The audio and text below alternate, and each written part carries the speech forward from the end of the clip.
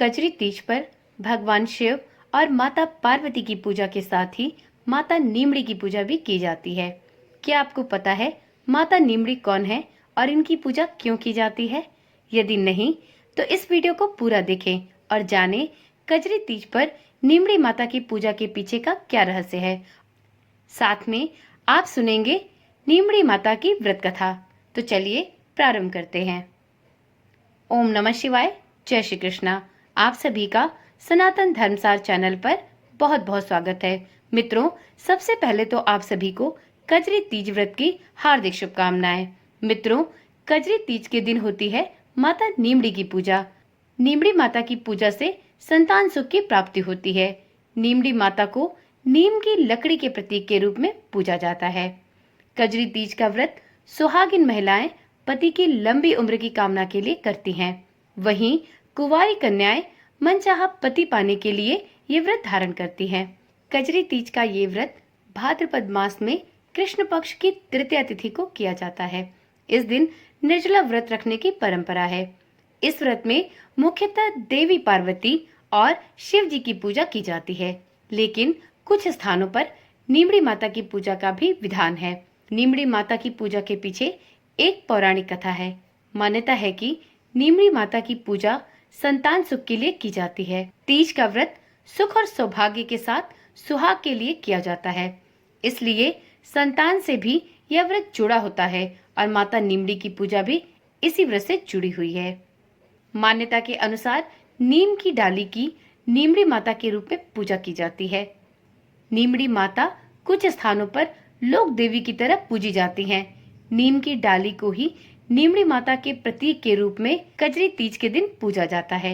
नीमड़ी माता की पूजा के पीछे एक पौराणिक कथा सदियों से चली आ रही है। संतान की सुरक्षा के लिए इनकी पूजा की जाती है।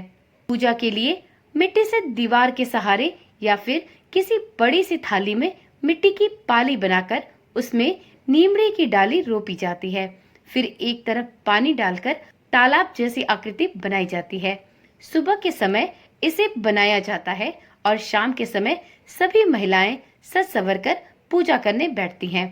थाली में जो तालाब बनाया जाता है उसमें कच्चा दूध और जल डाला जाता है और माता नीमड़ी की पूजा में श्रृंगार के सामान को चढ़ाया जाता है। नीमड़ी माता को ककड़ी, नींबू, कच्चे दूध और विशेष रूप से सत्तू का भोग लगाया जाता है। इसलिए कई स्थानों पर कजरी तीज को सातुड़ी तीज के नाम से भी जाना जाता है, क्योंकि इस व्रत में भोग के रूप में सत्तू का विशेष रूप से प्रयोग किया जाता है। इसके बाद माता नीमड़ी की कथा सुनी जाती है। पूजा के बाद चंद्र दर्शन कर उन्हें भी जल का अर्घ दिया जाता है।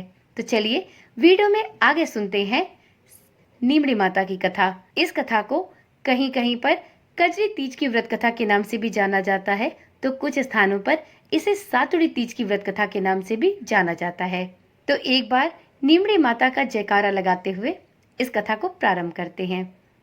एक समय की बात है, एक बहुत ही धनवान सेठ सेठानी थे, लेकिन उनकी कोई संतान नहीं थी।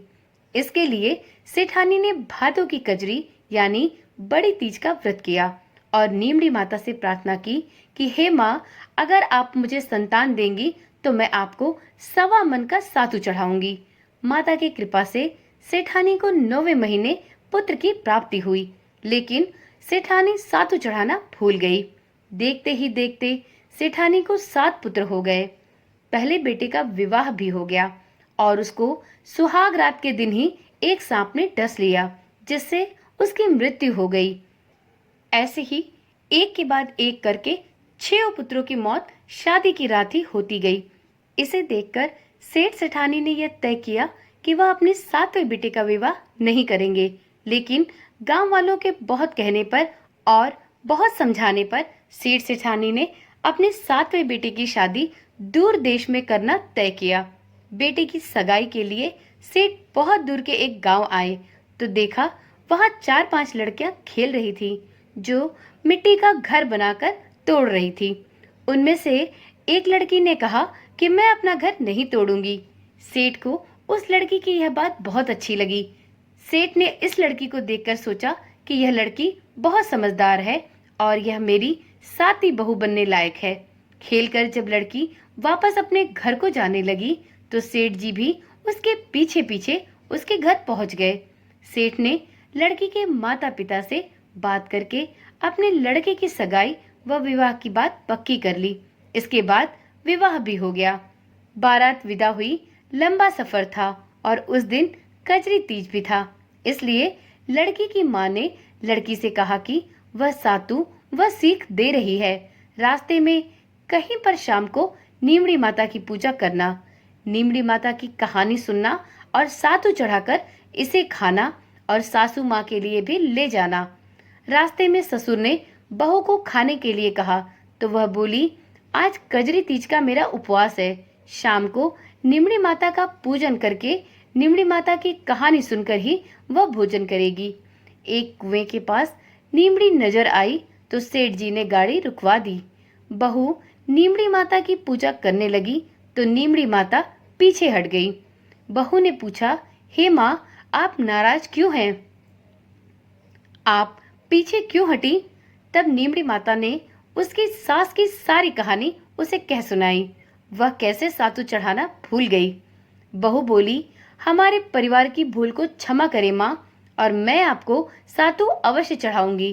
कृपया मेरे सारे जेठ को वापस कर दो और मुझे अपना पूजन करने दो।